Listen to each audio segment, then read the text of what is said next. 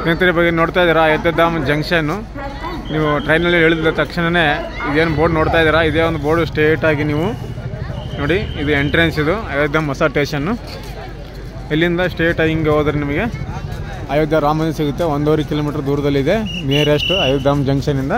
By walk ಹೋಗ್ಬೋದು ನೀವು ನಡ್ಕೊಂಡು, ಯಾವ ಥರ ವೆಹಿಕಲ್ ಬೇಕಾಗಿಲ್ಲ, ನಡ್ಕೊಂಡೇ ಹೋಗ್ಬೋದು. ಜನ ಬರ್ತಾಯಿದ್ದಾರೆ ನೋಡಿ, ಬೈ ವಾಕ್ ನೀವು ಹೋಗ್ಬೋದು. ಈಗ ನಾನು ಹೋಗಿ ತೋರಿಸ್ತೀನಿ ನೋಡಿ ನಿಮಗೆ.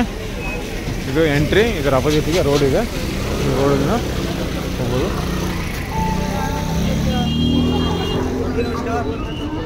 ನಾವು ಹೋಗ್ತಾ ಇದ್ದೀವಿ. ಈ ಕಡೆ ಸೀದಾ ಹೋದರೆ ನಿಮಗೆ ರಾಮ ಮಂದಿರ, ಹನುಮಾನ್ ಘಾಟಿ ಬರುತ್ತೆ. ಹನುಮಾನ್ ಘಾಟಿ ಆಗ ನಿಮಗೆ ಅಯೋಧ್ಯೆ ರಾಮ ಮಂದಿರ ಸಿಗುತ್ತೆ. ನಿಮಗೆ ಕೇವಲ 1.5 ಕಿಲೋಮೀಟರ್ ನಡ್ಕೊಂಡು ಹೋದ್ರೆ ಸಾಕು. ಇಲ್ಲ ಆಟೋ ಇರ್ತವೆ, ಆಟೋಗಳಲ್ಲಿ ಕೂಡ ಹೋಗ್ಬೋದು ನೀವು. ಬೈ ವಾಕ್ ನಡ್ಕೊಂಡು ಹೋದರೆ ನಿಮಗೆ ನೋಡ್ಕೊತ ಹೋಗಿ ಎಲ್ಲ ಗೊತ್ತಾಗುತ್ತೆ ಎಲ್ಲೆಲ್ಲಿ ಏನಿದೆ ಅಂತ. ಬೈ ವಾಕೇ ಹೋಗ್ಬೇಕು ಇಲ್ಲಿ ಅಂದಾಗ ನಿಮಗೂ ಐಡಿಯಾ ಬರುತ್ತೆ. ನಡ್ಕೊತ ಹೋದರೆ